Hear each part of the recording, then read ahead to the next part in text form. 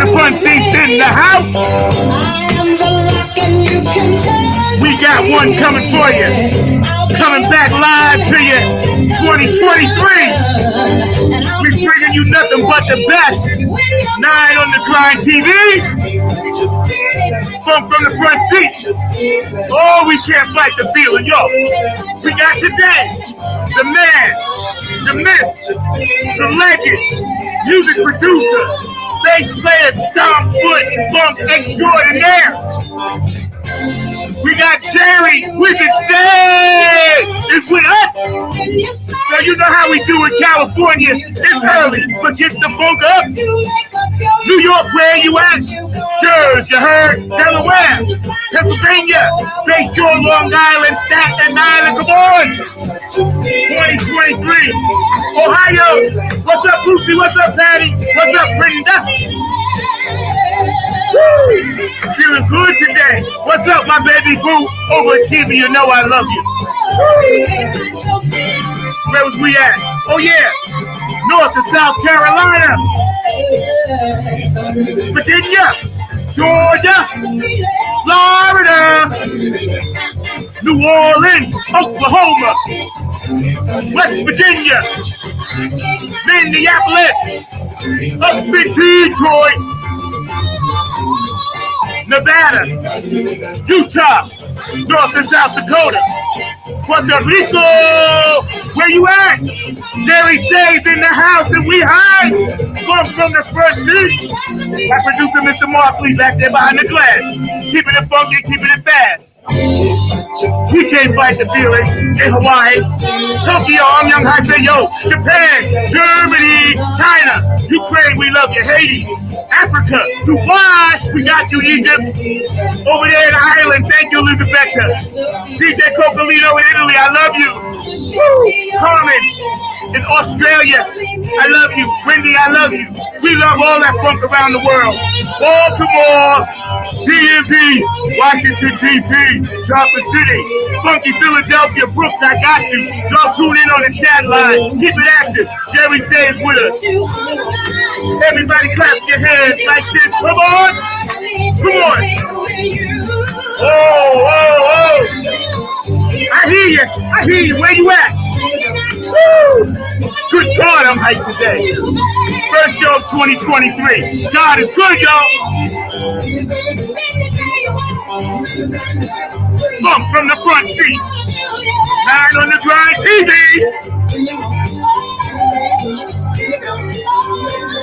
We're bringing you not the tree, but we're bringing you the root of the tree today. We can't fight that feeling. Wyzard is in the house.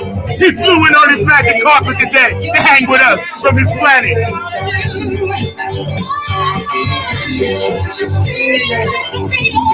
Feels so good. We love y'all out there. You know we about peace, love, and harmony. We're going to get this show started. I told y'all I was bringing y'all the goods in 2023. We're going to step it all the way up live, y'all. We love you out there. If you got a birthday, we love you. Anniversary, love you. If somebody transitioned on, we got you too. And don't forget, it's about peace, love, and harmony. Today's guest is a world-renowned, extraordinary music producer, bass player, visionary, innovator. There are so many accolades and names we could give this brother, but we know him as the Wyzard. Without further ado, Funk from the front seat, on behalf of my producer, Mr. Mark Lee, 9 on the Grind TV, is proud, honored, and hyped to the max to bring you Jerry Wyzard Says in the house today. Woo! It's hot. Good God. Damn, Zach, you know how to wake a motherfucker up. Damn right. You taught me that. You said when you hit the stage, stomp them. And I learned that from you, my brother. How you doing? I am good. You know, the weather's good out here. It's been raining in California for the last week. Mm-hmm. The rain is nothing compared to like cold and everything. But life is good. I mean, you know, I've been going through a lot of motion. There's no complaints. I love that's life. beautiful, man. Yes. You know, I wanted to tell the audience, you and I periodically touch base, you know, and I've been knowing you for years, but, you know, when you were down here and y'all were performing and we opened up for you, I was telling people and I opened up for a lot of people played, you know. And what year was this? Wait, I'm saying that was the highlight of my thing, opening up for you. What year was this? Oh, what year? It was like 4 years ago at the Lincoln. Okay. Y'all did the Lincoln, and we put that band together, and I was talking to you, and my bass player got jealous because I told him I knew you from 1977 when I got kicked from backstage at the other Lincoln in New York. Now, why is he jealous? Because he wanted to talk to you about bass stuff, and I was talking to you about the Lincoln in New York where y'all stomped with Larry Graham. Oh, man. I wrote about that gig. Man, that gig. Playing with Larry Graham. Larry is my hero. When I was a kid, I watched Sly and the Family Stone. It was on a network TV show. This was in the late 60s. I mean, maybe this was 19. Yeah, no, it had to be the 60s because I was still in high school. Mm-hmm. And I saw Larry Graham playing. They had the camera under him, looking up at him, and his nostrils were flared because he was smelling the funk, and they was playing this groove. And I said, God, who is that? And that was my role model for how to groove. Yeah. You know, Larry rolled his sleeves up. He had his sleeves rolled up, and his nostrils was flared. And he was, I mean, you know, that brother is like, you know, he's the Hendrix to me from the bass world.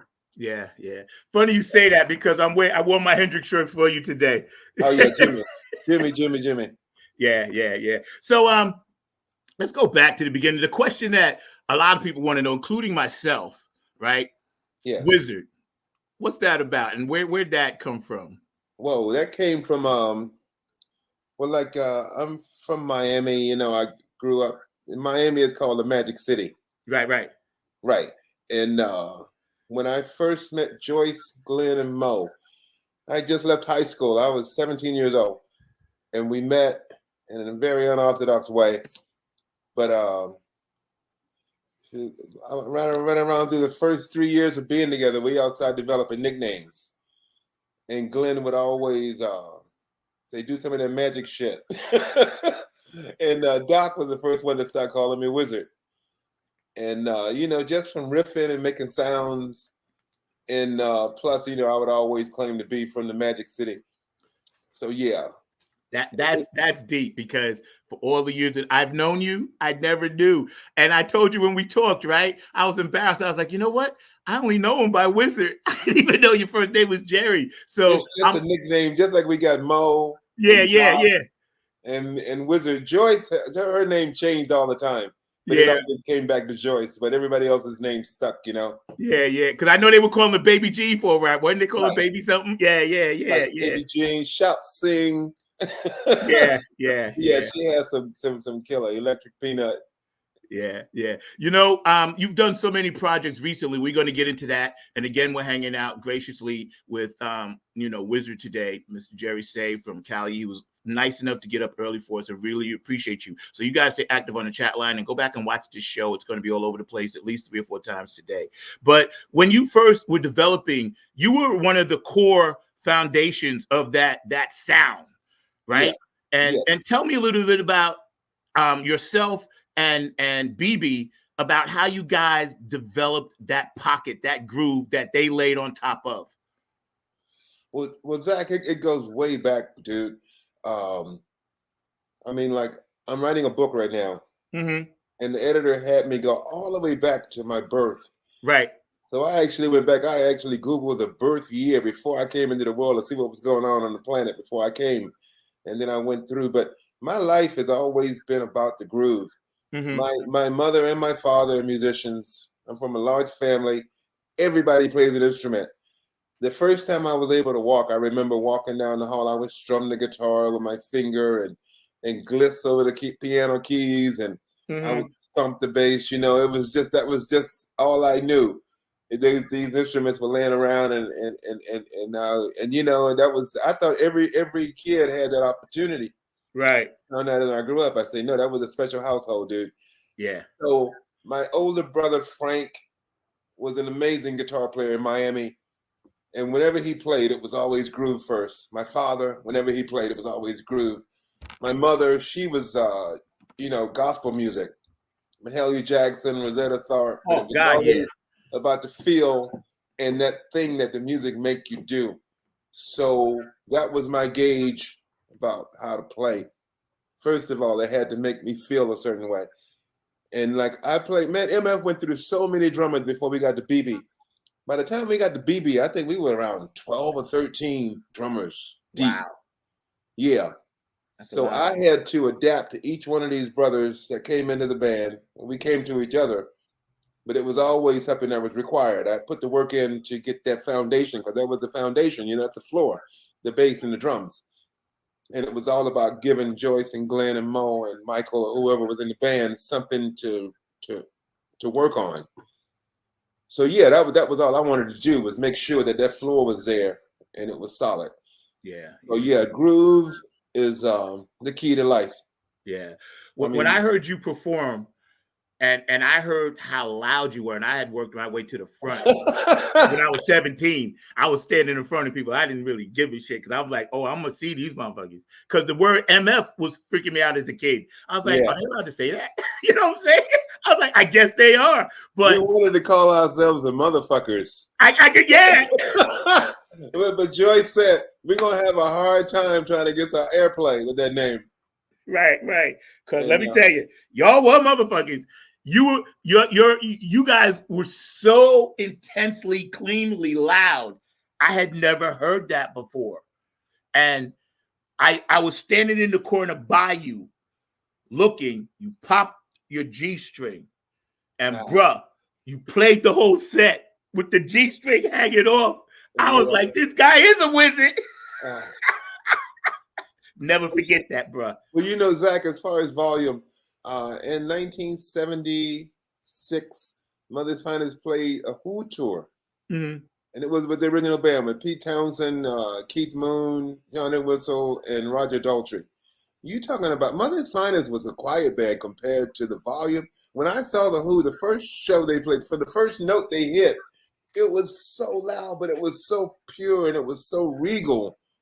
And they were bold with it and stuff. And that's how we learned a level of working the distortion. Yeah. Playing with AC/DC, and I'm sure all of these brothers have hearing problems now. I know Townsend. I read an article about him. He can't hear shit. Yeah. And drummer from AC/DC. I remember sitting down at his kit, Phil Rudd. Yeah. Hit his bass drum. It was like a sonic boom, and then you hit the snare, and like a shotgun going through your head. And every night he's driving the band with that level of volume. And but we were young, and that was a joy. Yeah. I think and you guys were the first multicultural funk rock band in the history of the world. Now, that's what they say. Sly and the Family Stone influenced us greatly. Yeah, and Funkadelic, right? Not Funkadelic as much. We came out slightly right after Funkadelic. We were right on the coattail of Funkadelic. Okay, right. But Sly and the Family Stone, Hendrix, yes, and Sly and the Family Stone were the visible things for me growing up. It made me see that shit could work. And there was no. And plus, as a kid growing up in Miami, I played with multiracial bands all the time. A lot of Latinos, whites, blacks, and the people in South Florida, man, they all had a groove. Like, matter of fact, Jaco Pastorius. I met Jaco when I was 13 years old. He was 14. He was a year apart. And we used to go to the Fort Lauderdale scene and watch all the players. There was some amazing bass players in South Florida. We would go see John McIver, Napoleon. There was this one brother named Carlos Vega. He was a Cuban, but he used that muted sound that the guy from Tower of Power uses, Rocco. That really tight bass sound. But he was doing that like in 66, 67. I was watching these guys. So, we had amazing examples and amazing players, like internationally from Trinidad, from Cuba, mainly from South America coming over into Miami. So we were definitely multicultural as a society musically. Yeah.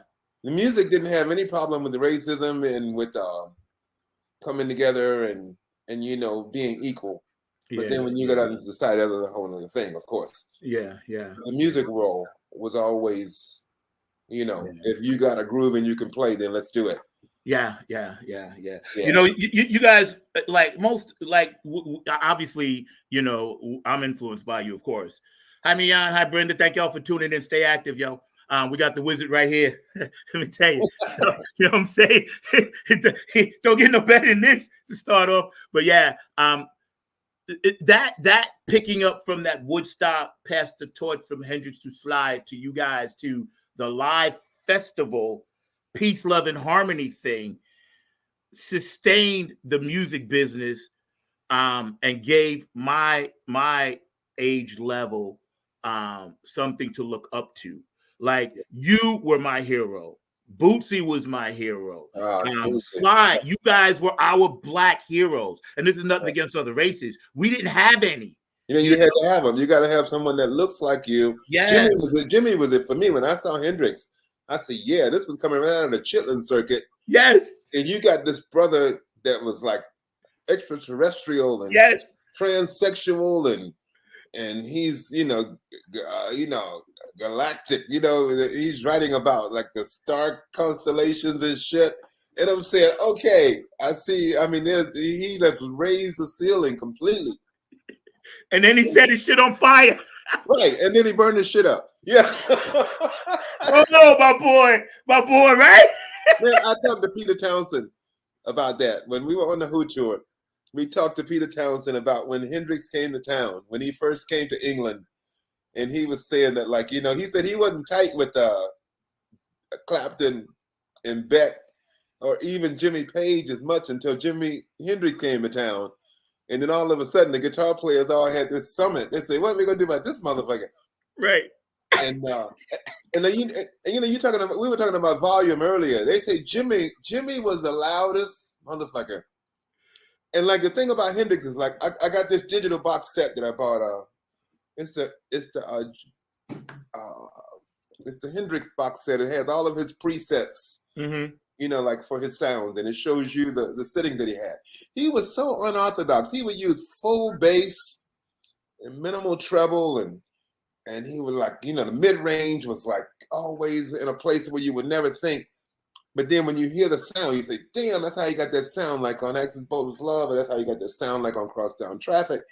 And like it was, he approached EQ with a different ear. But his volume, the volume was always cranked, but it wasn't just like, piercing.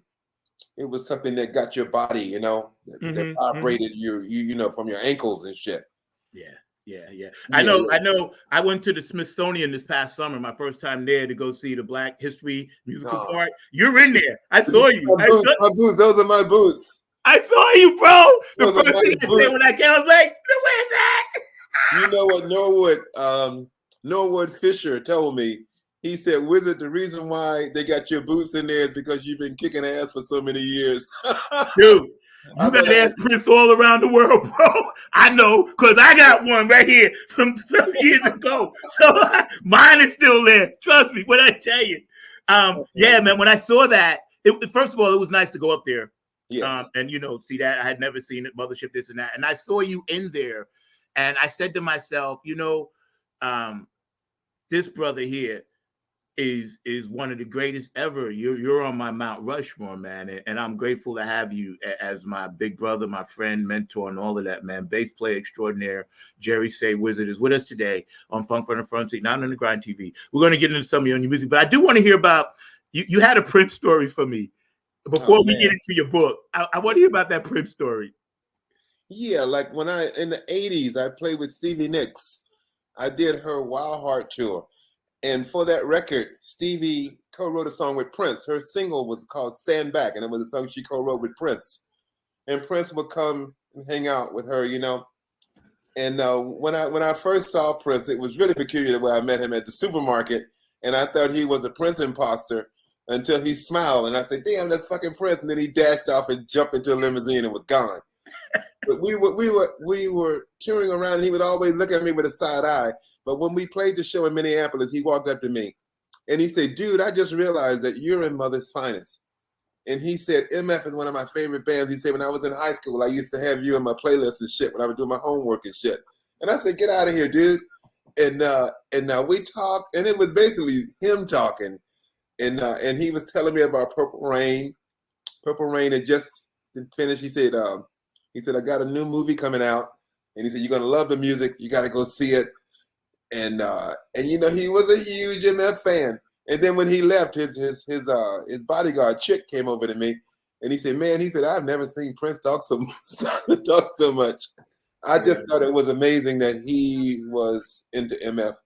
Yo, everybody was, bro. It's like I had to order my albums from AudioFile because they didn't sell them in New York at first, you know. Oh. And I ordered 3. I think another Mother for You, but I know it was the original Mother's Finest, and then the live. I had to have it. I was not satisfied listening to Mother's Finest at the studio level, even though it was beautiful. But I needed to hear that ass kicking shit that y'all did. And my father used to come in, man, and be like, "Yo, you're shaking the house," because I ran it through my MPEG.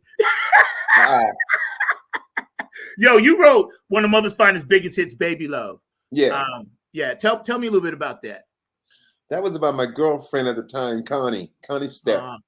There is no other to compare to her. This woman she touched me in such a unique way. And she's from Florida. I used to always have to go back down there whenever I was off to see her. And those words came out as actual. I woke up early in the morning, one morning, and she was creeping on my mind, and I was burning for her touch. Yeah, I mean, you know, there is no other to compare to you. You got me blindly giving all I have to you. You give me feelings I can never find. These feelings ain't complete unless you're here all the time. And I heard that pong, pong, pong groove as I was singing it. And it came, but you know, like the original chorus is different from what's recorded. And I want to do it one day because it was a riff that the guitar and the bass played together, like in the chorus. And Tom Werman, the producer, when we did it, he said, "Let's separate the chorus from the guitar and bass." So I went to the kick drum, and Mo went to the keyboard, and they did the rhythm, and that's the way you hear it.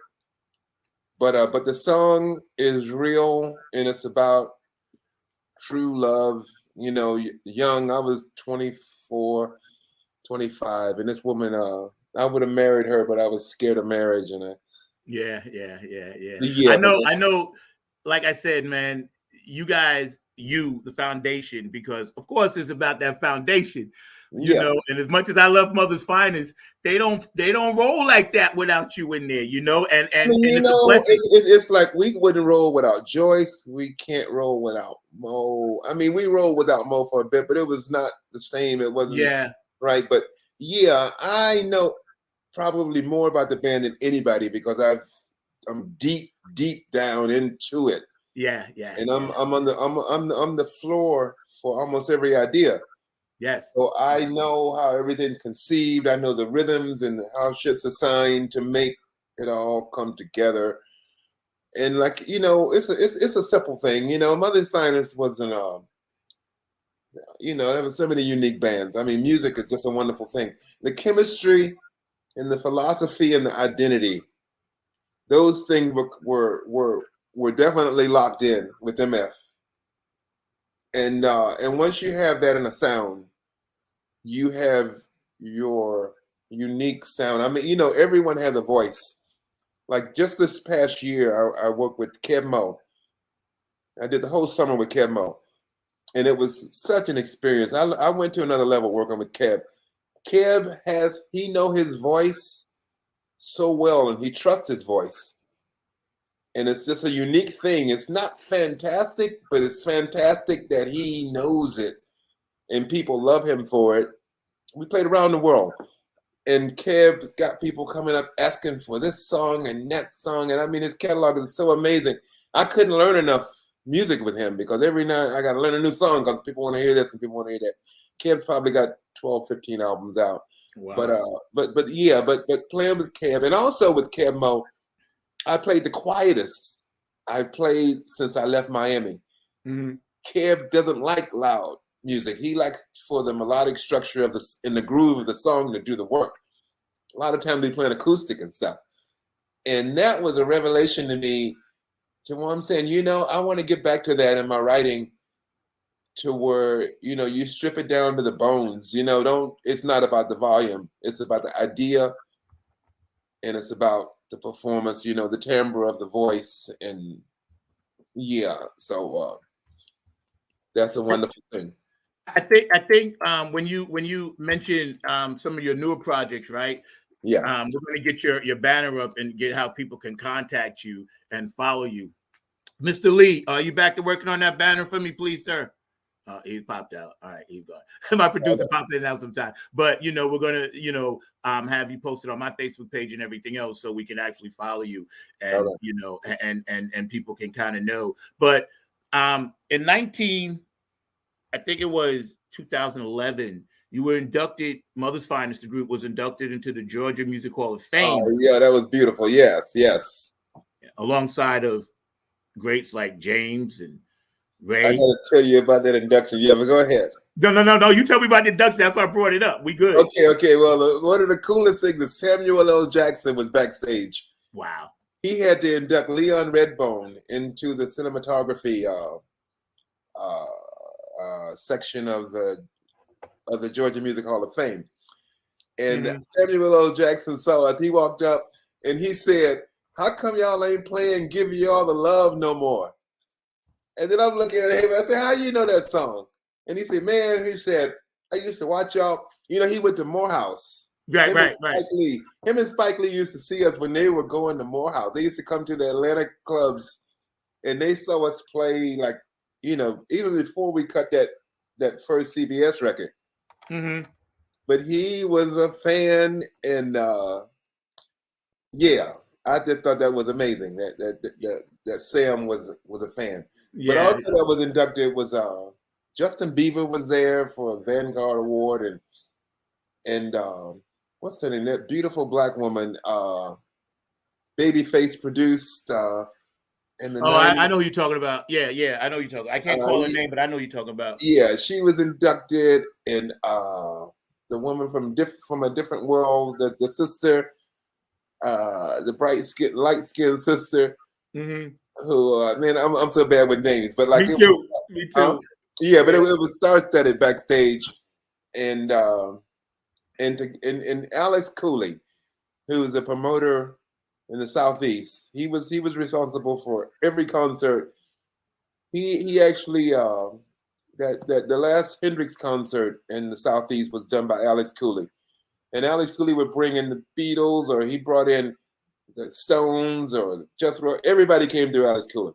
Right, when Alex Cooley heard we were being inducted, he came out of retirement to be the announcer, and he was kind of ill at that time, but he came from Florida, and he was the one that inducted MF into the Georgia Music Hall of Fame.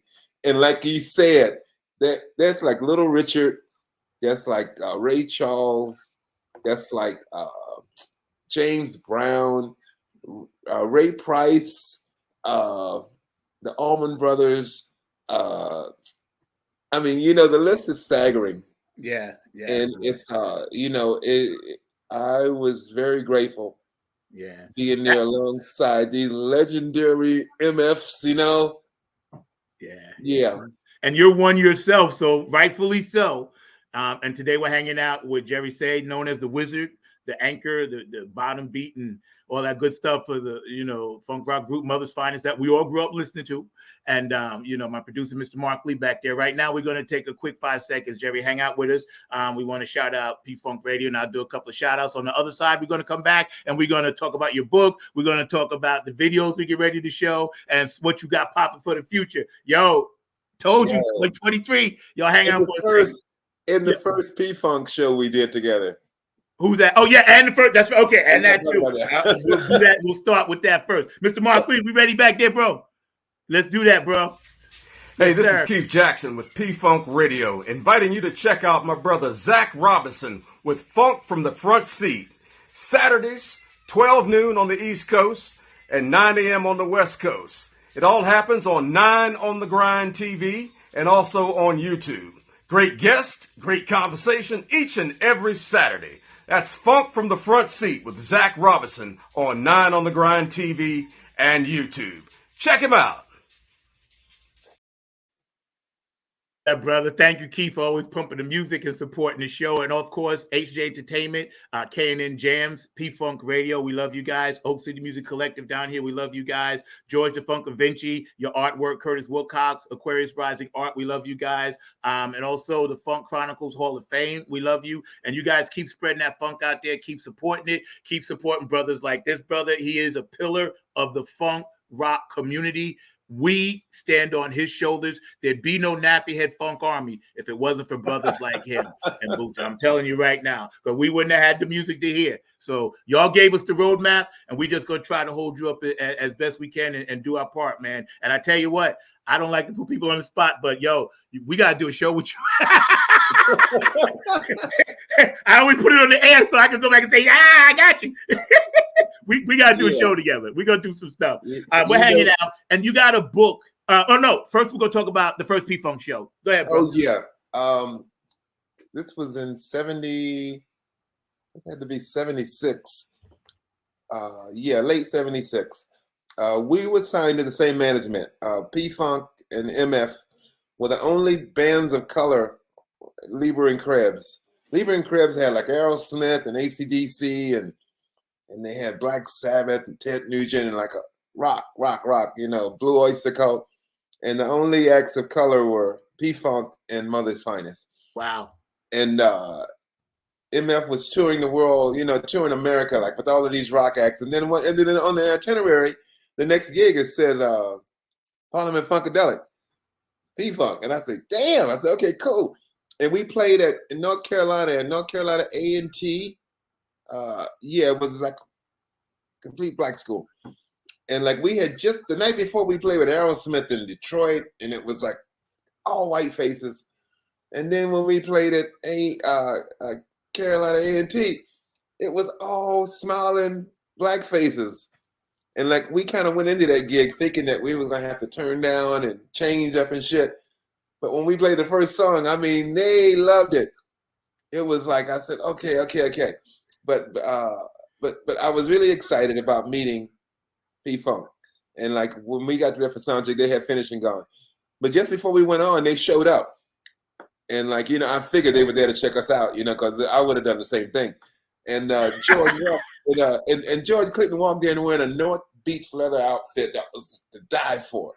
North Beach leather was like the thing back in that time, and expensive, and the tailor was extreme, and I was saying, oh God, I was so jealous. I said, damn, this dude got. And then the whole band came in; they were looking so cool and everything. And so we went out and we played. We had a great set. We kicked ass, came back, did 2 fucking encores and shit. And then I said, okay, I want to see P-Funk. So I went in, I changed, and then I stepped out of my dressing room door.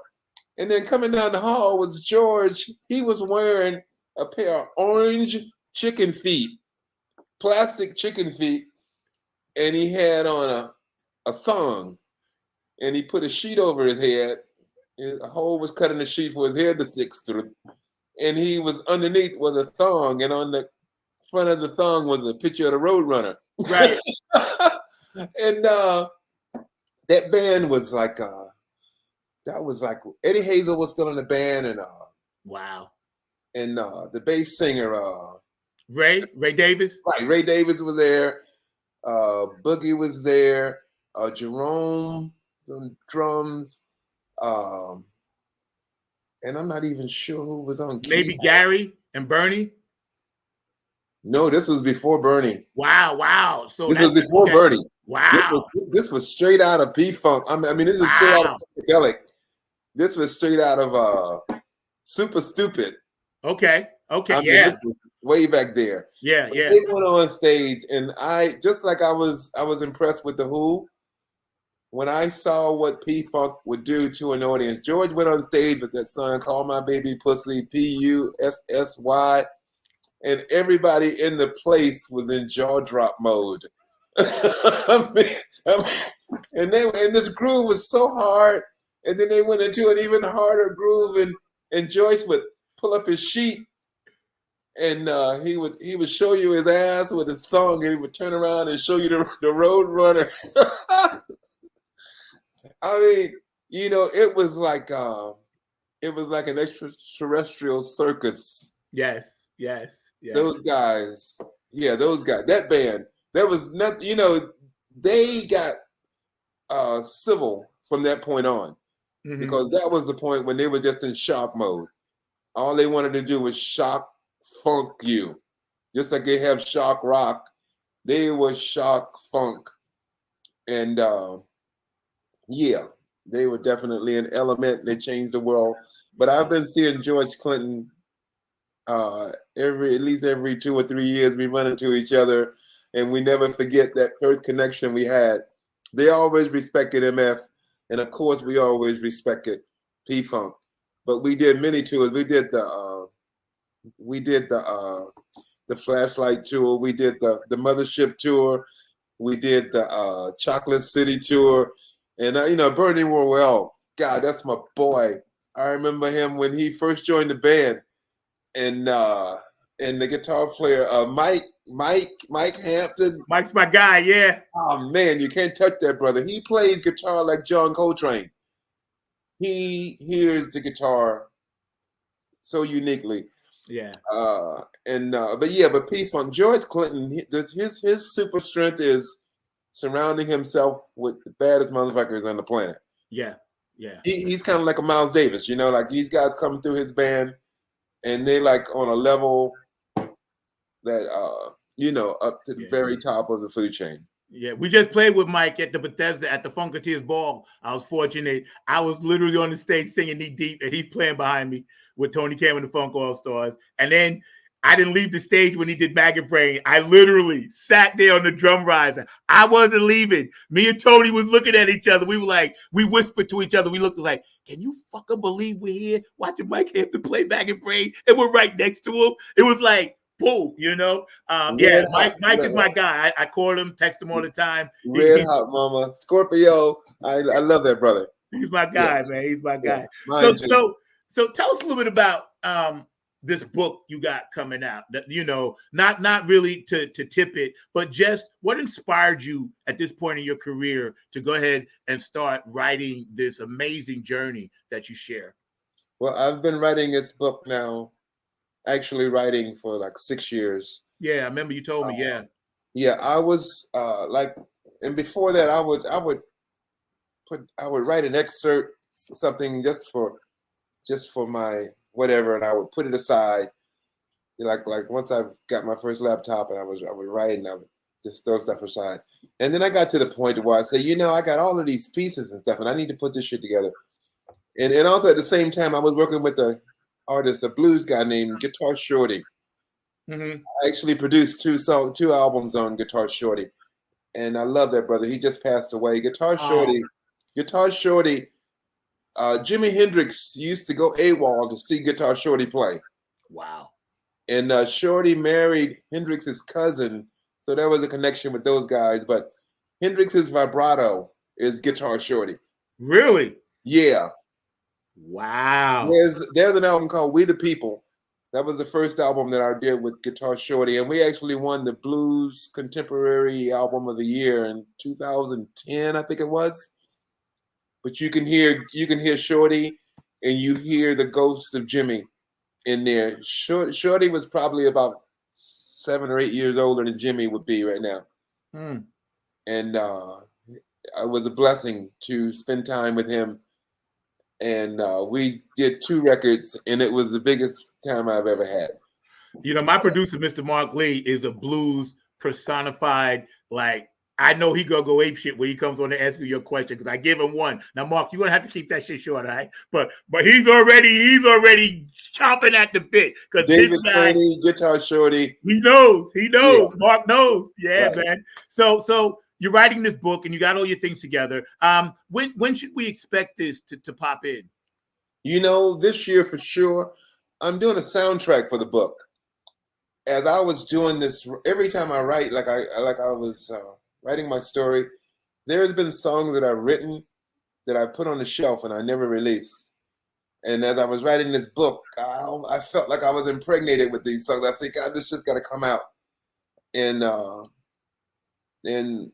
of the songs that are going to be in this soundtrack have an amazing amount of meaning to my life. Yeah.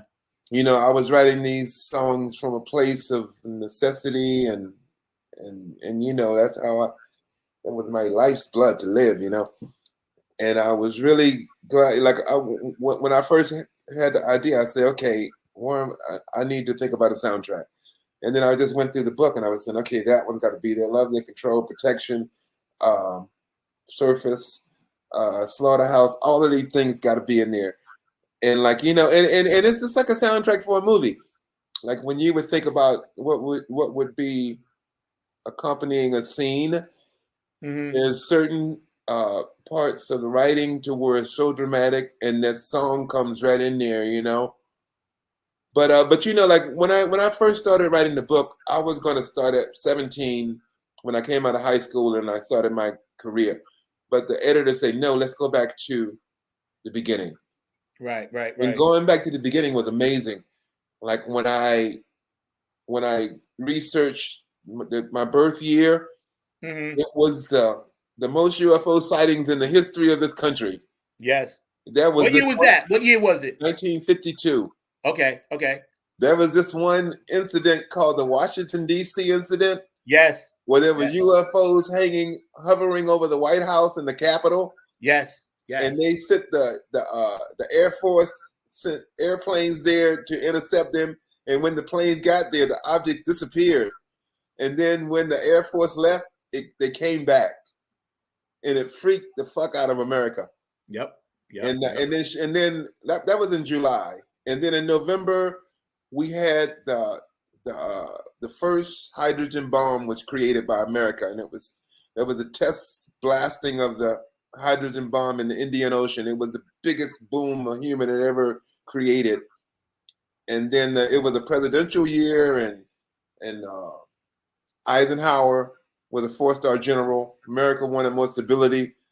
We was freaking because he was saying, "Fuck, extraterrestrials are coming. How you gonna fuck with them?" And then the NSA, you know, like it was just a lot of movement in the world. And then I came up in November, and I was born in Florida.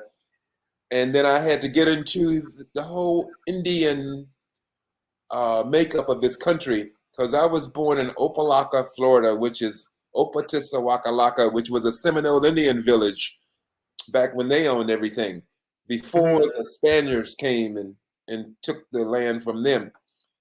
And so my book took on this whole concept of the plight of the American Indian. When I moved to Atlanta, I realized that my grandma was part Cherokee.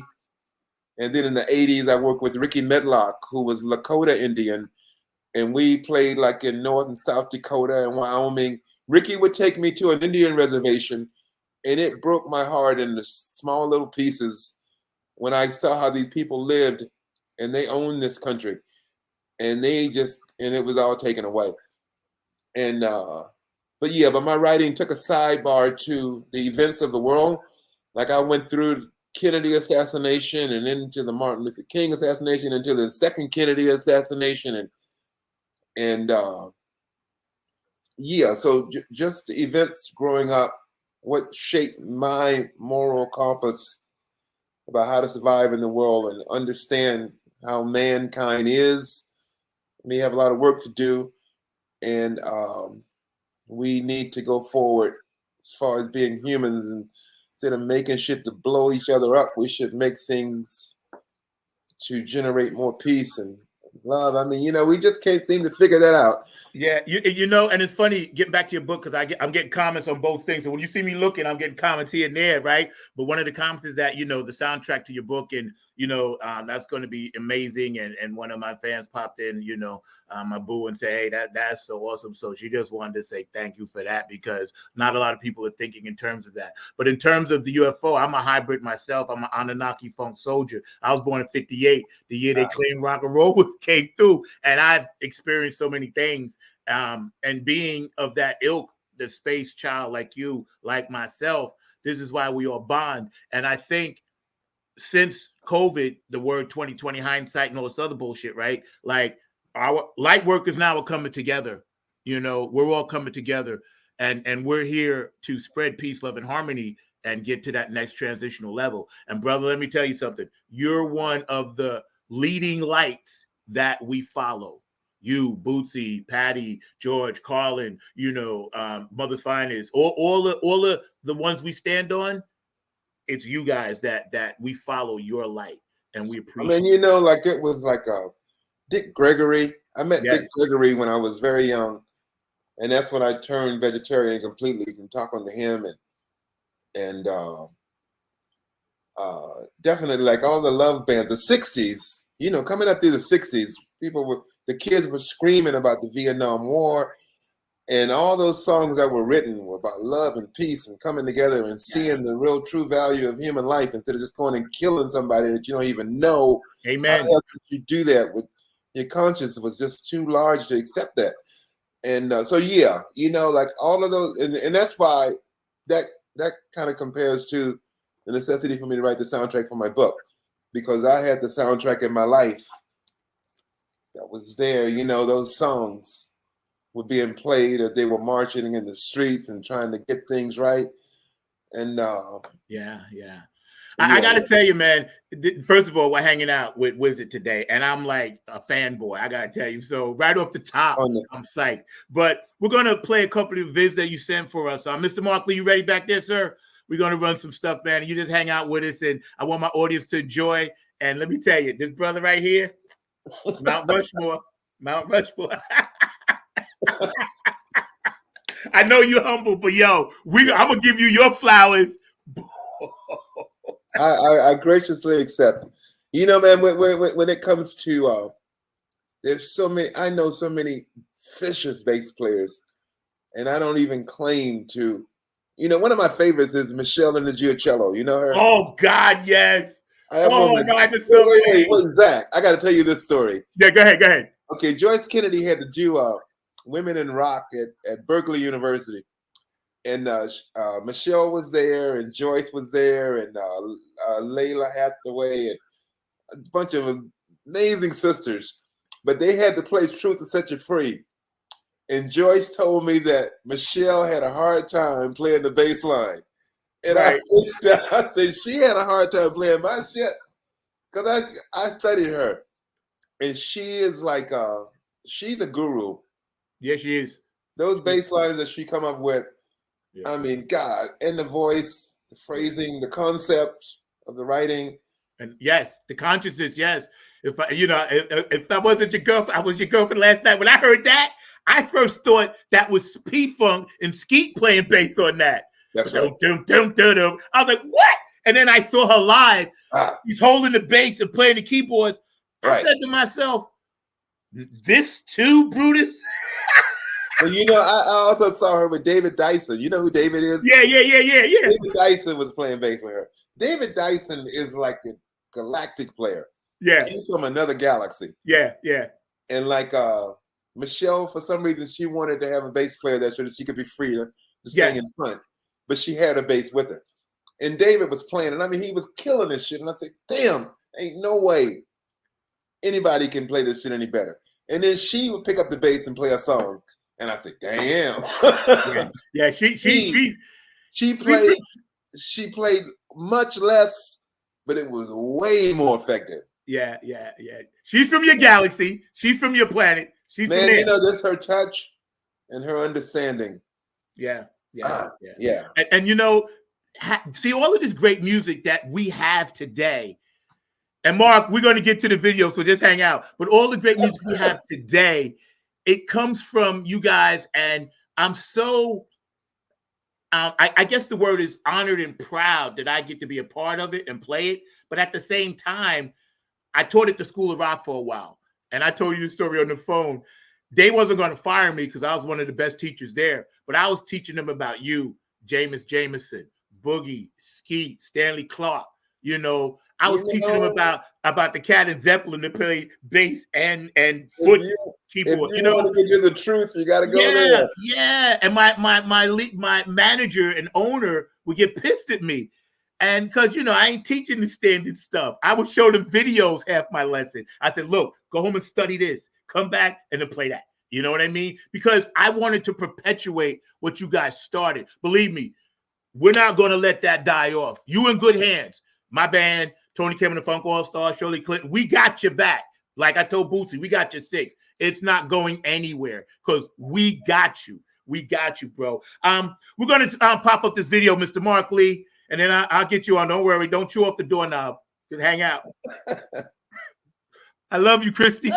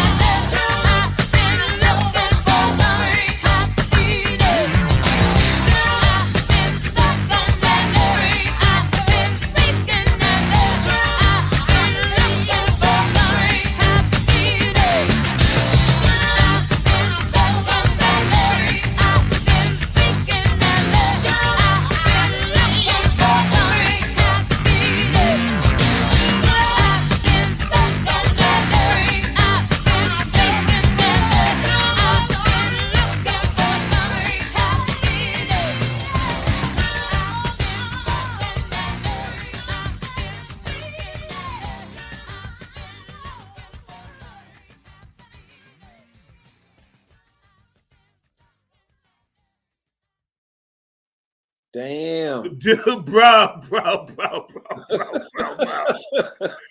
Bro, first of all, there ain't no words for that. I gotta tell you, my band, we tried to play this, couldn't play it. I gotta tell you something deep about that song. Little Richard came to our house in Atlanta. This was like 76 before we got that record. Little Richard showed up at our house at midnight in a limousine looking like fucking Cinderella. His hair was perfect. He had on a lime green chiffon outfit embellished with rhinestones, and he had on a beige cape that the driver had to carry up the stairs so that it wouldn't touch the floor until he got into the living room, and he gently set it down. And we asked Richard what he wanted to drink, and he said, "I want tea." We had stories. And then we took him to the basement to play him some music we were working on. That's when we were writing Fire and Give You All the Love and stuff. And he loved it all. And I'm sitting there with Little Richard, and he's sitting there, the shit that we have created, and he was clapping and he was singing along with the gospel aspects. But we had a talk with him. And he said, you got to be yourself. He said, the truth will set you free. He said, and so that song came from a conversation with him about his days when he was going from the church into rock and roll and then back and forth. Teetering. He said, I heard God calling me, and I went back to the church, and I went back and I preached. And then he said, I heard the devil calling me, and I had to go back on stage and do my thing. And we said, that's priceless. You heard God and the devil. Was in our house, dude, and nothing had ever confirmed that my path was correct. Then that time I was sitting out here talking to Richard Penniman, and he's telling us stories about James Brown when James Brown was pulling his coattail about how to sing, and yeah, that's see. These stories on Funk from the Front Seat that y'all are hearing on Underground TV, you're only going to hear this here. So, right. You ain't hearing this nowhere else in the world. And we appreciate you guys tuning in. Stay active. We're going to run the show again at 6. We're going to run it at 12 for our people overseas that watch us. We appreciate you guys. Thank you for supporting the show. Please, please, please keep doing that, because we bring in the real. The truth will set you free. Mr. Mark Lee, we got another video, and then I'm going to bring you on, bro. We got one more for you? We got one more? Okay, just hang tough. Yes, just run that. And then Mark's going to come on because he's going to ask you about the gentleman you was talking about, Guitar Shorty. If I don't let Mark come on and ask this question, he will never speak to me again. David Kearney is my boy. I would love to talk about him. Yes. Okay, we got you. Yeah. The Wizard, y'all. Come on. Now. Funk from the Front.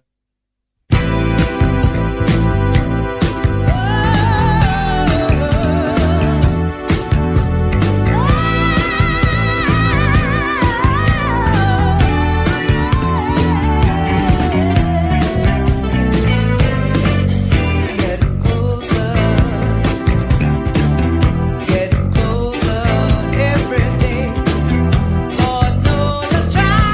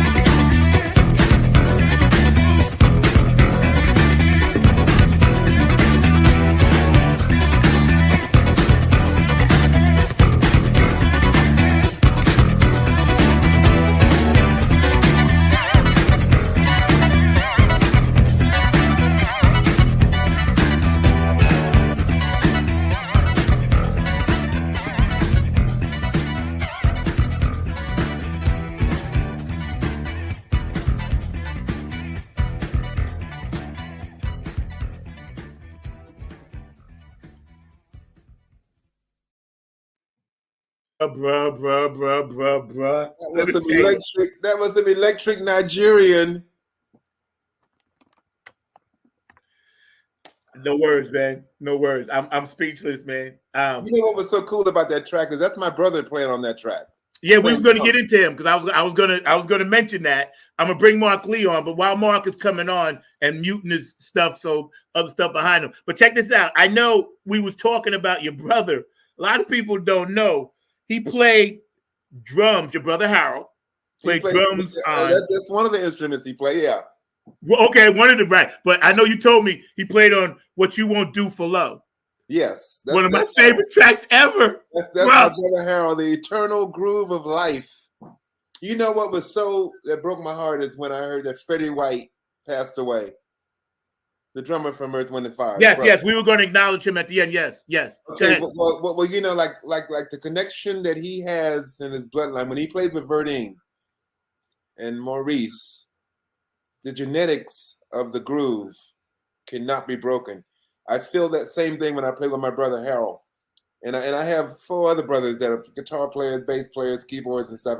But when I play with Harold, I don't have to think. All I do, he just count it off, and the shit happens, and it's perfect. And I love that we didn't get a chance to play together as much. I sent you a Blackfoot track that Harold's on. Mark, do you have that track, the Blackfoot track? A Reckless Boy.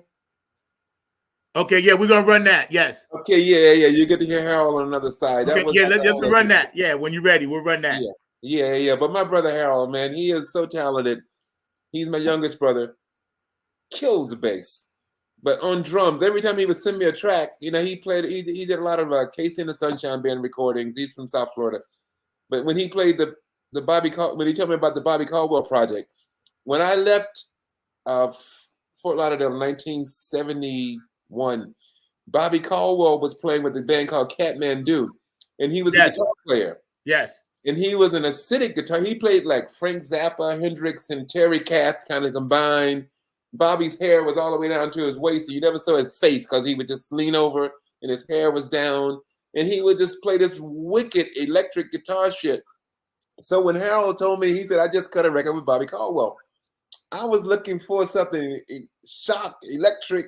And then it was, what you want to do for? And I said, hello. Homie made a 360. And I couldn't believe how smooth it was. Yeah. He didn't even play. I don't even think he played guitar in that session. He just played keyboards. Uh-huh. But the voice, because, you know, he never sang with Kathmandu. The keyboard player was a singer. Right. Norm's guitar is out in Los Angeles. That's the guitar player from Kathmandu. I mean, the keyboard player from Kathmandu. But yeah, but Harold, he made that track. He gave it life, you know. Wow. Mark, you ready to run that track for us, brother? Let's run that. Okay, yeah, brother. Boy, this was a whole nother adventure. And I'm loving it, man. Funk from the Front Seat, Not on the Grind TV 2023. We hit you hard right out the gate on January. Here we go. This is all American Indian. I love it. Yo, this is, I'm in heaven right now.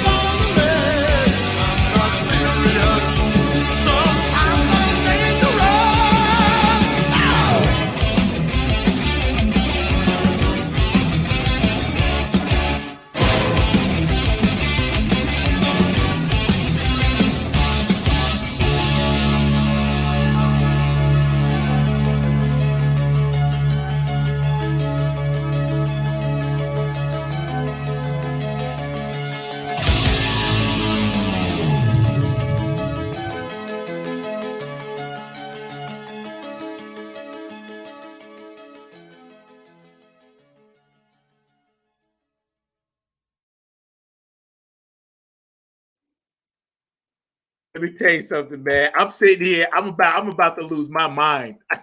I'm losing my shit over here. I ain't gonna even lie. First of all, I'm picturing myself, right? I'm texting with my audience. I'm looking at you.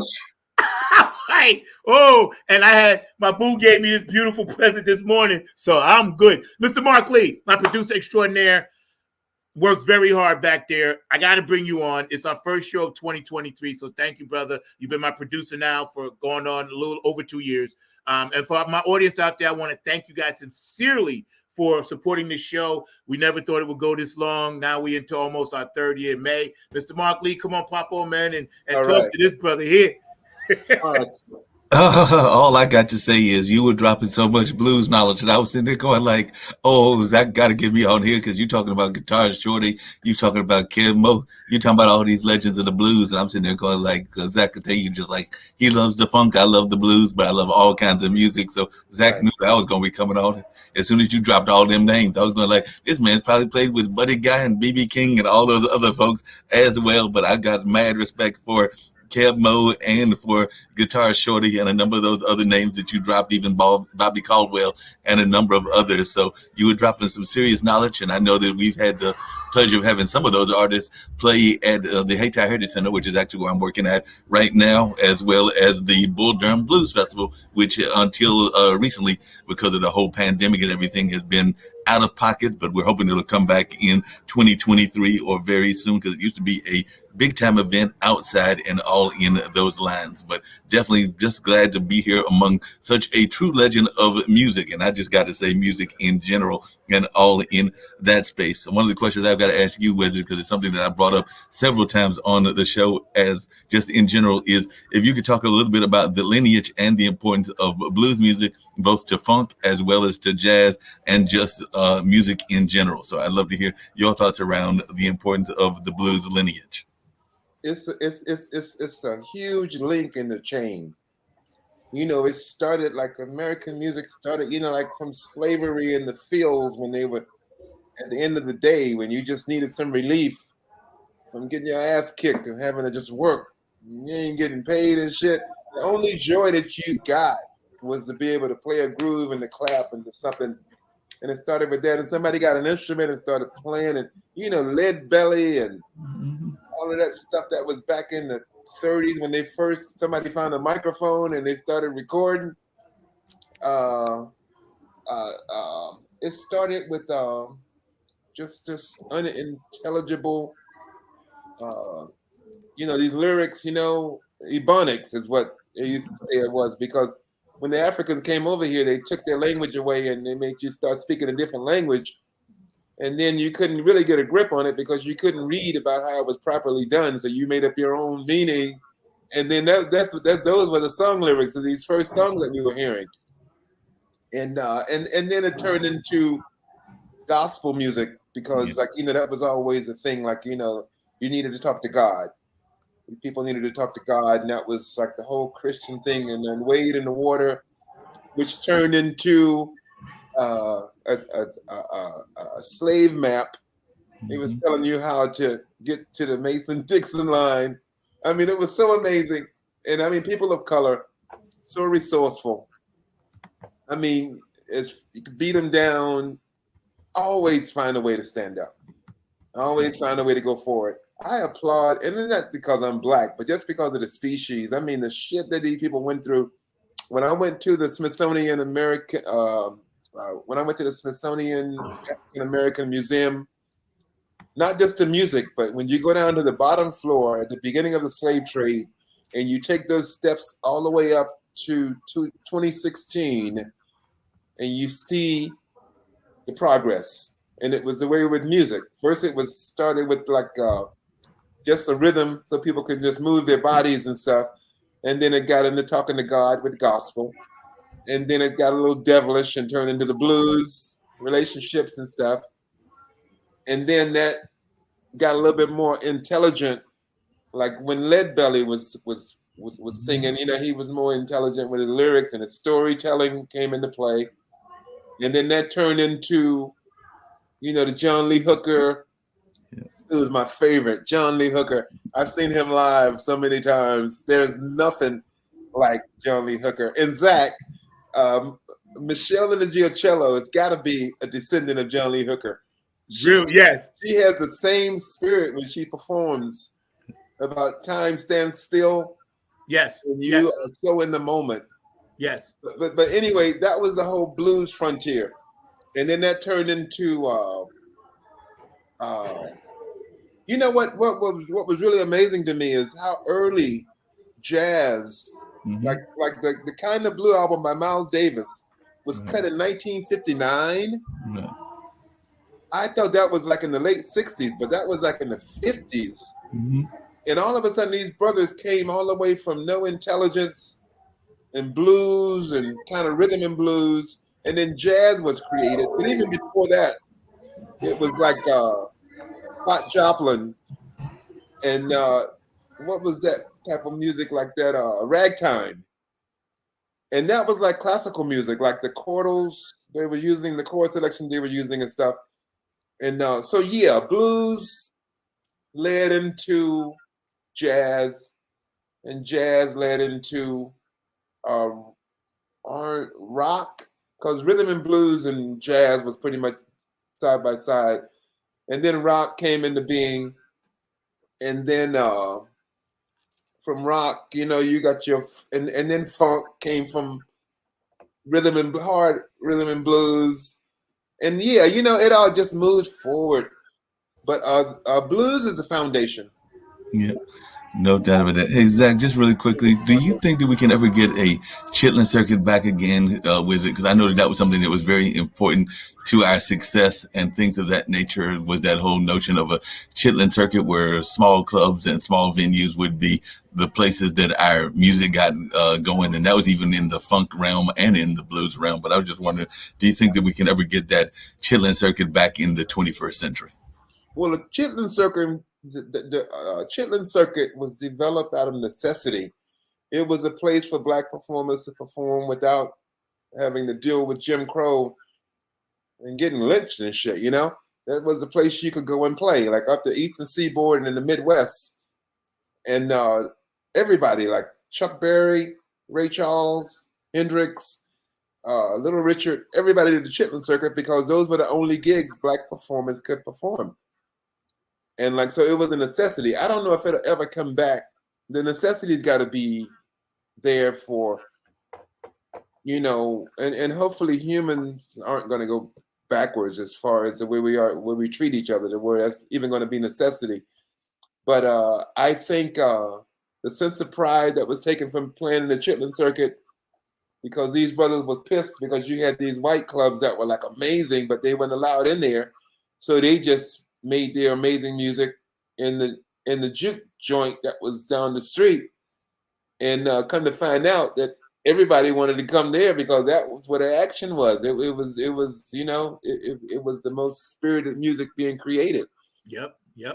I think, and thank you, Mark, for popping in. Producer Mr. Mark Lake Extraordinaire. Hang out with us for a minute, man. And we're hanging out with Jerry Say, known as Wyzard, and just. That speaks for itself. And you guys been really blowing up the chat. I really appreciate that, man.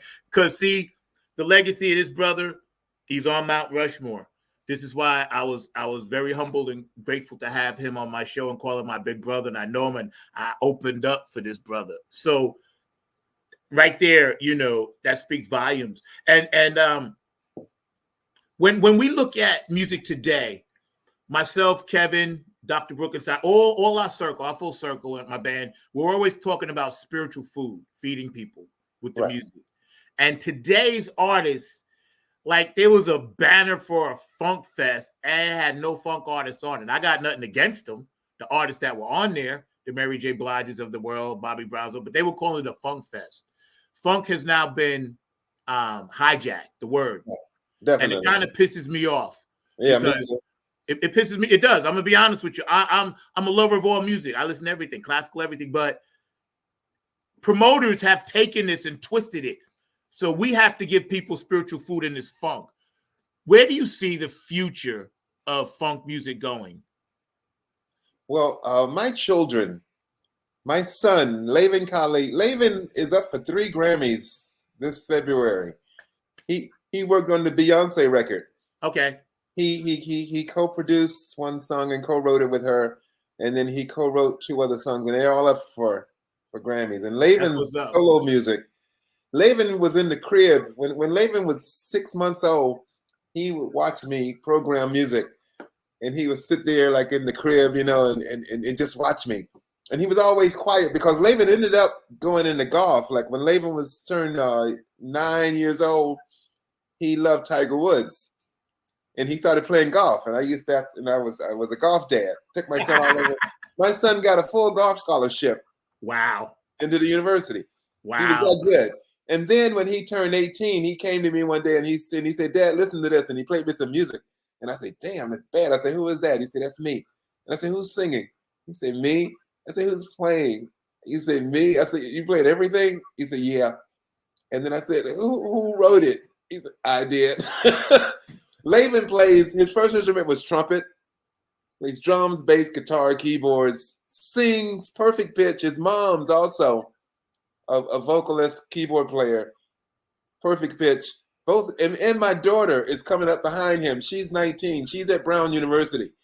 I went to see Dayella on campus at Brown, and everybody knows her. We walk down the street. "Hey, Dayella." I said, "What the hell? You just been up. It's your first year here." Yeah. But it's a marvelous university. But the music that Dayella hears, she hears my funk, but she hears classical music, and she plays drums in a jazz band. And then she sings out front like Ella Fitzgerald. Wow. And then she could sit down with me. She loves to play Skin Tight by Ohio Players.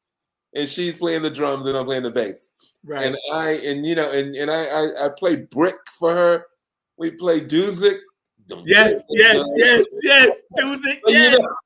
Right. So you have to teach your children. You have to spread it, because if they don't get it from the library that Amen. we live, that you are, that I am, that you are, we're supposed to give that knowledge to our children and hopefully find a way for them to understand it. They don't have to take it all, but there's a lot of nuggets in there to make their lives better and to continue on with the flow of positive life, Amen. And that's what funk is going to need. Funk is something, it's not going to die, because as soon as somebody hears the right groove, they're going to say, it makes your body do things that, Yes. Yeah, there's a physical reaction that touches your soul. And the best of every genre of music does that. It gets you into your God within. And that's what funk is, connecting to your God within. You got to have it. Man, some of those P-Funk shows that we did back in the 70s, it has never, the whole spirit of a funk, man, and seeing an arena full of people, and especially when you brought up the Chitlin Circuit, Mark, I describe in my book, I said Parliament Funkadelic was a perfect expression of post-Chitlin Circuit freedom, because they were able to be the funk and nothing but the funk. That was a time when you couldn't do that in this country. But the road that was paved by Chuck Berry, Little Richard, there was this one guitar player, I forget his name, he used to play behind his neck. God, it's just my, but anyway, the road that they paved gives us the freedom to live and to continue going forward.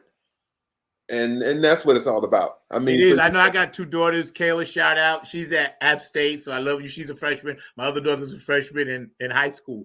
And they know, I took them all the way back to Screaming Jay Hawkins, Howlin' Wolf, and I made them watch them docs, bro. Wait. Howlin' Wolf. I played with Hubert Sumlin. Up in Woodstock, New York, Levon Helms, the drummer from the band. He has this barn, and he has a thing called the Midnight Ramble. And every weekend he would have all these great artists. Man, I was on a show with the keyboard player from Steely Dan, Donald Fagen, and Zach Offer was on drum. It was a star-studded band. But Hubert Sumlin came out. He had an oxygen tank because he was having respiratory problems, and he Yes. had the tube, and he had the thing connected to the tank. He pulled it out into the stage. He set it there and sit on a stool, and they gave him his guitar, and they gave him a pick, and he slapped it away. And they counted the song off. And this brother had to be like, you know, he because he passed away like about a year later. But I could not believe the spirit in him. As soon as he started playing, it was right in tune with the universe and God. Yeah. I mean, you know, Yeah. and like he was at Howlin' Wolf guy. And he was telling us a story. He said when he first auditioned for Howlin' Wolf, he had a pick. And then Howlin' Wolf said, go and learn how to play with your hand, then come back. Right. And he came back, but that's Hubert Sumlin playing on Wayne Doodle, I mean, all of those, those Howlin' Wolf songs is Hubert Sumlin. Yeah.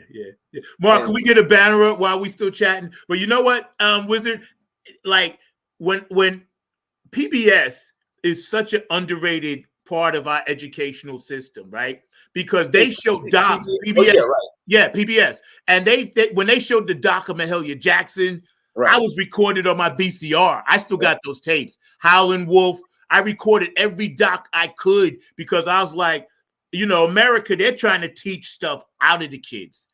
And people like yourself are trying to believe this whole thing they call it. They accuse you of being weird because you're awake. Yes. What the hell is wrong with that? Yes. You want to be awake and aware of everything that's going on. You don't want to be asleep and just not moving forward. That's right.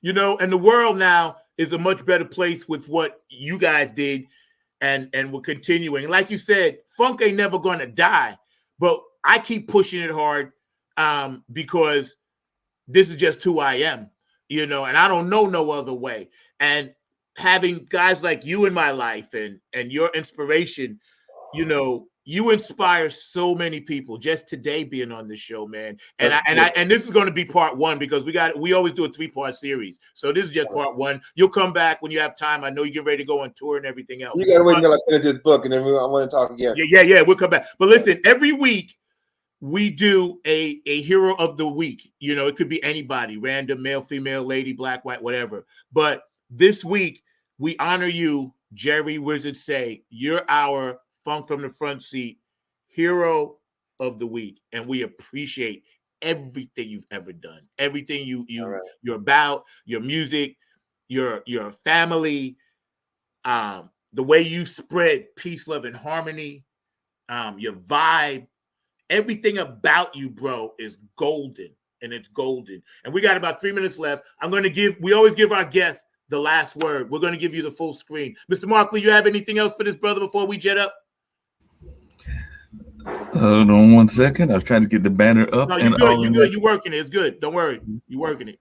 No, I was definitely working that banner, trying to get that banner up and running for Mother's Finest and all in that space. But definitely it's been an honor hearing the Wizard speak and all of that. And he was dropping some knowledge. And I agree with what he was saying about the education system, both you and Zach bringing that up, because I've been trying to figure out why we're complaining about people being woke, because we all want to be awake and everything during the course of the day. So that makes absolutely no sense to me whatsoever that they are making woke a bad thing in that sense and everything. So I guess one of the quick questions I've got to ask you is, I know Zach's very big on education and music education.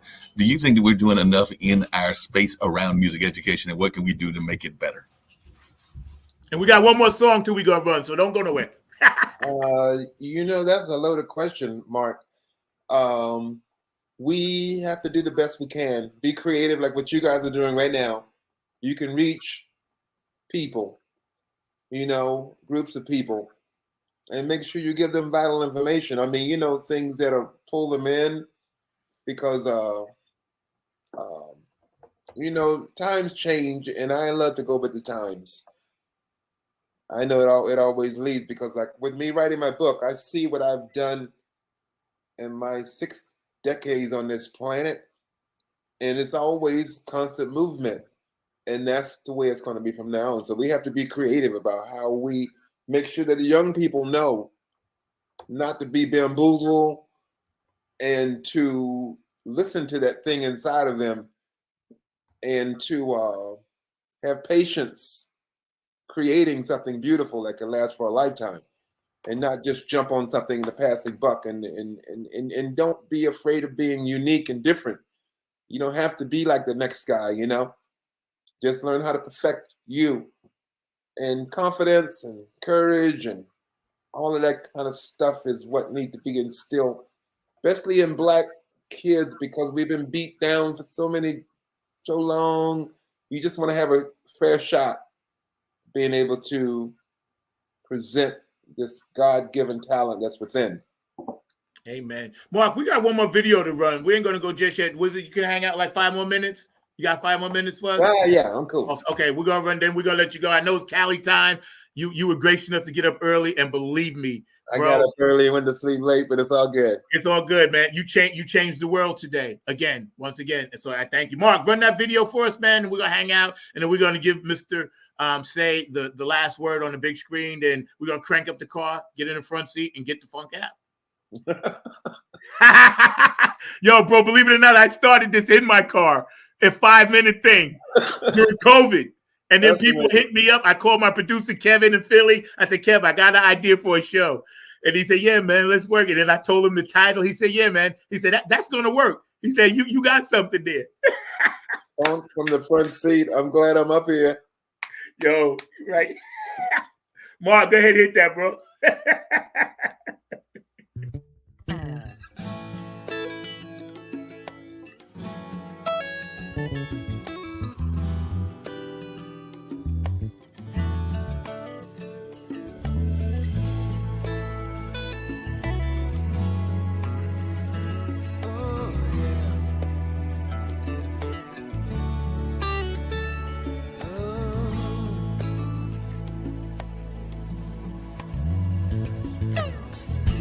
With my arms in the air, trying to get your attention. And the sky's so blue, baby, where are you? We need to be right here, we need to be together. Have you cut the silver cord, baby? Cut the silver cord and simply float away.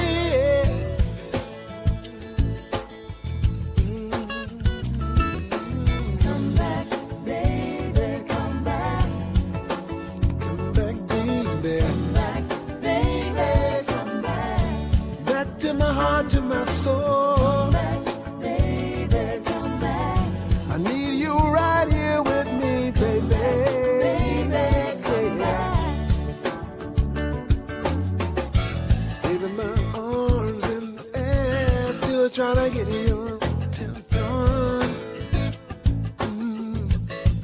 Did you forget you mentioned that we'd hang out today? But you're so far away. What's getting you down, baby? What's getting you down? What's keeping you around? Oh, yeah. All I can say is come back, baby, come back. Come back, baby. Come back, baby, come back. Back to my heart, to my soul. You right here with me, baby. It's plain to see you're very distant, about 1,000,000 miles away. I can hear it in the silence of the words you never say. Baby,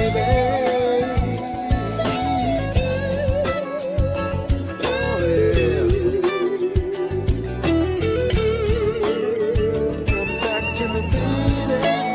Oh yeah. Come back to me, baby. Plain to see you're very distant, about a universe away. My rapid heartbeat, baby, hoping you're not gonna stay.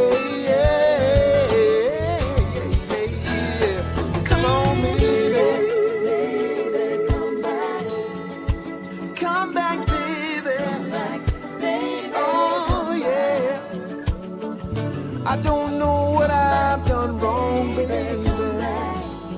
Please let me know. Whatever I can do to make you come on, baby. Come on, baby. Come on, baby. Now come on, baby. Come on, baby.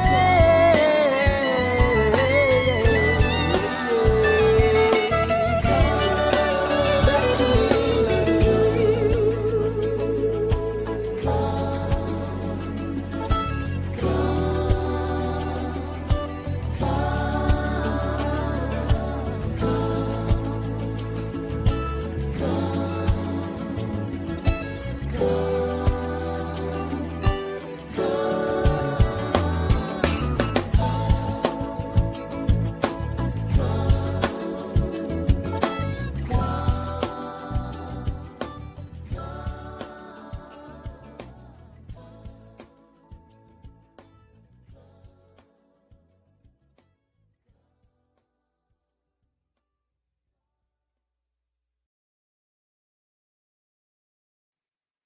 I can't hear you. Absolutely amazingly beautiful. Absolutely.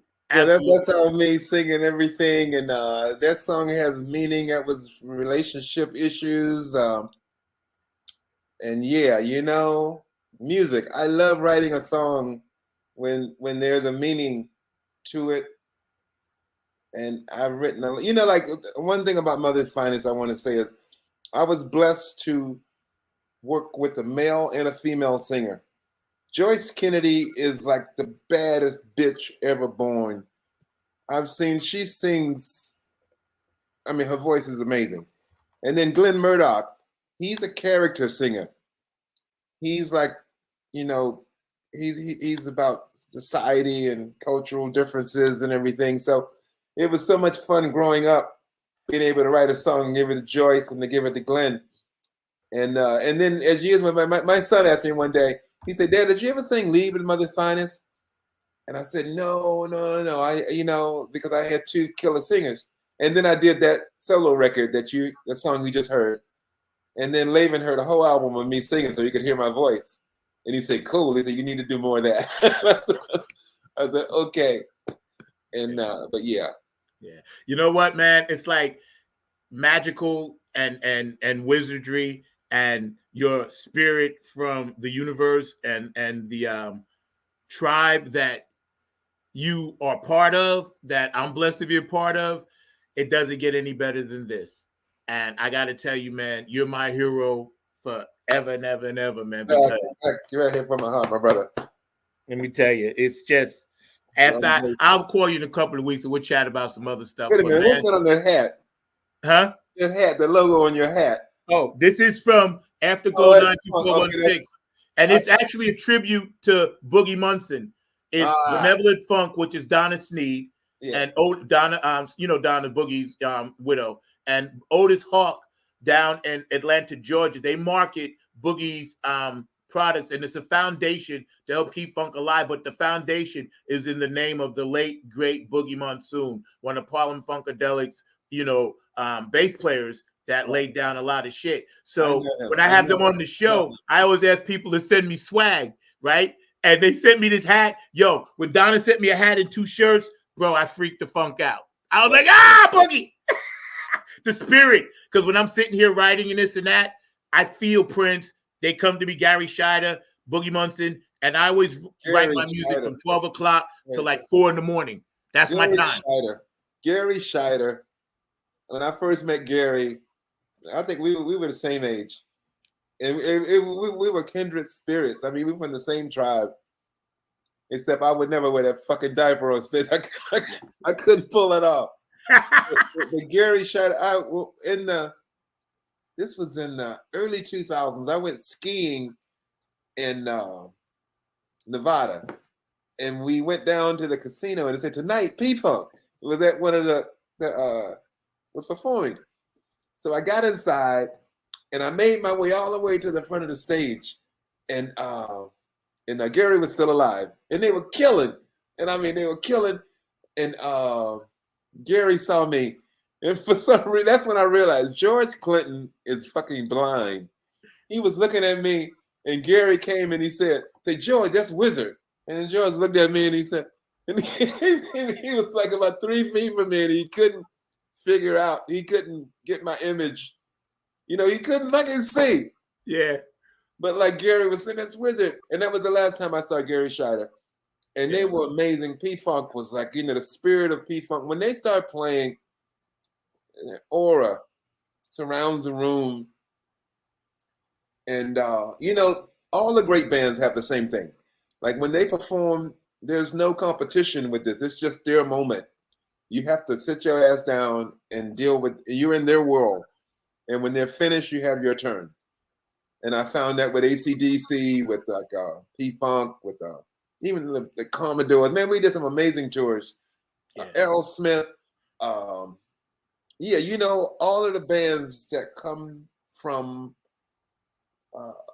necessity, that aren't formulated bands. These bands came together because they heard a sound and they loved each other and they were attracted to the chemistry of each personality, and it made this thing. Yes. Aerosmith would never be the same without Joe Perry. Yes. That ingredient is so necessary. And the same thing like with the Stones or like with the Who or whatever, and the Beatles, for God's sake, all of these fucking great bands. The unique chemistry makes a sound. And you're fortunate to be a part of one if you can in a lifetime, Yeah. I tell you, I talked to Linda yesterday. I talked to Gary Scheider's widow, Linda Scheider. She's a regular on our show, and we get into music, we get into politics. But Linda's dope. She's my funk sister. Just talked to her. Give her a shout out for me. I will. I'll tell her. I just talked to her yesterday. Linda and I talk, and we talk or text at least twice a week. Twice a week. I talk to her. Now, Donna, she's always busy, but Donna will hit me up every now and then. I make sure she's okay, But yeah, this hat, it means something. When I wear this hat out, I wear it with pride, bro. Because this is what it is. Man, oh man, oh man, oh man, oh man. Funk from the Front Seat, Not on the Grind TV. My producer, Mr. Mark Lee, I thank you so much. Jerry Wizard said, we're going to give you the full screen and say whatever you like. And, then we're going to bring you back on and we're going to crank it back up and get out of here, man. All right.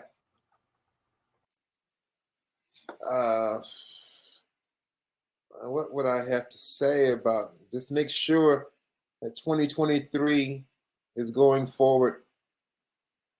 We need better music, like what Mark was asking about what's happening with funk.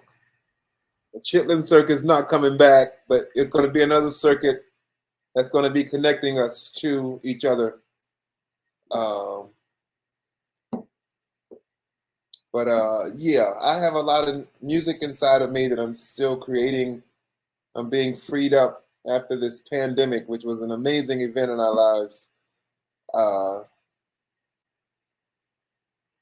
Yes, love, love, love. That's it, Zach. I think we've said it all.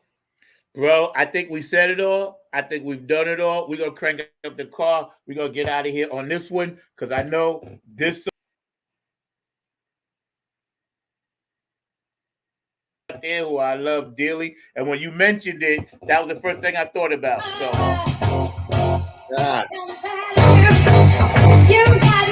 Funk from the Front Seat. We out.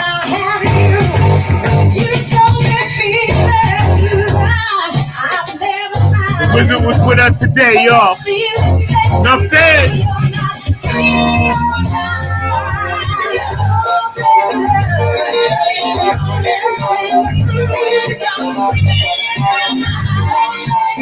California, wake up. Thank you very much.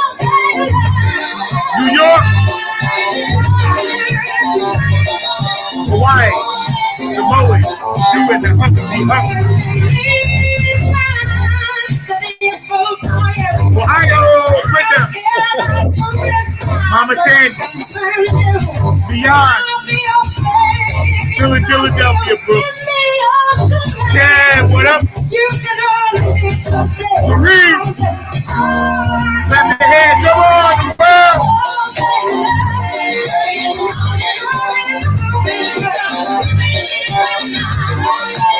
I love you, Christy. My boo.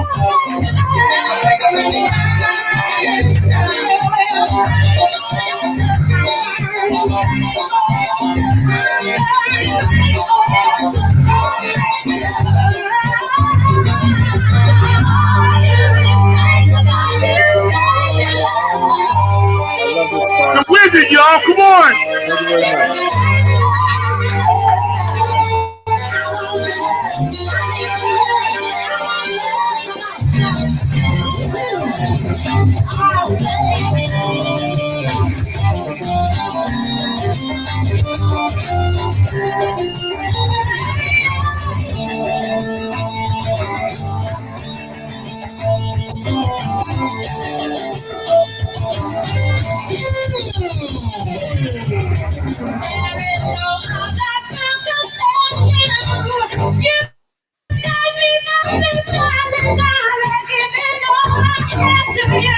New York. Around the world.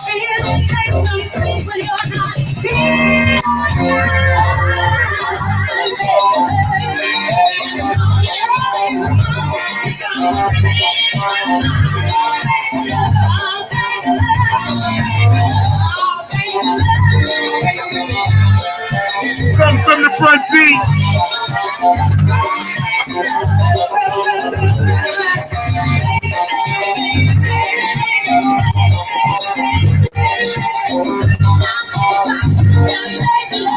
Woo!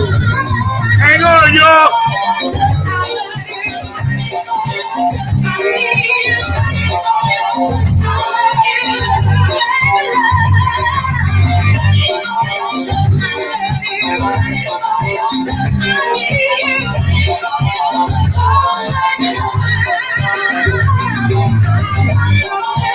Florida, you in the house. Florida. Italy, what's up with the best? Cocolino, you over there? Germany. Dubai.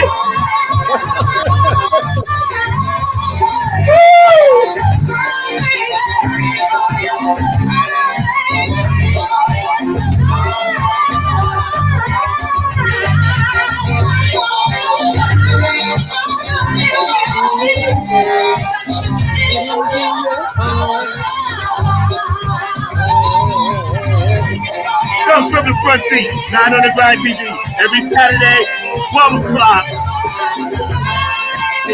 9 a.m. West Coast time, y'all. Oh my God. Man, it's all about the funk, bro. You brought it hard. The show is fire. We get ready to get out of here. I love you with all my heart. I'll be in touch in a couple of weeks, bro. Thank you from the bottom of our heart here, Funk from the Front Seat. All the fans watching, all the people around the world that will watch this later tonight. Man, we love you. You're an institution. You're a hero to us. We honor you. We respect you. We praise what you've done and what you're going to do. We follow in your light. Please keep lighting the way so we can follow Mount Rushmore. Jerry Say, Wizard extraordinaire. We out, y'all. Mark, take us home. Peace.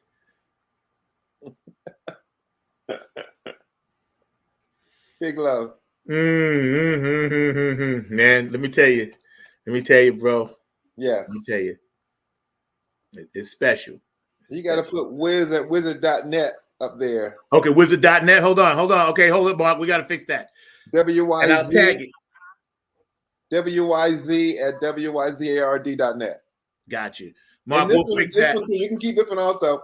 Yeah. Okay, and we'll make sure we add that, and I'll tag that. Text that to me, and I'll tag that to my Facebook post when I thank you. Because I do a thank you on Facebook, and I'll tag it. Wizard.net. I'll find it, and I'll tag you. I got you, bro. I got you. We'll make sure. And also Wizard Base on Instagram. Got you. Okay. Wizard Base on Instagram and wizard.net. Got you. Man, and I'll tag them both. They kicked me off Facebook about 5 years ago, and I could never get on again. Yeah, really? That's crazy. Yeah, I know. It's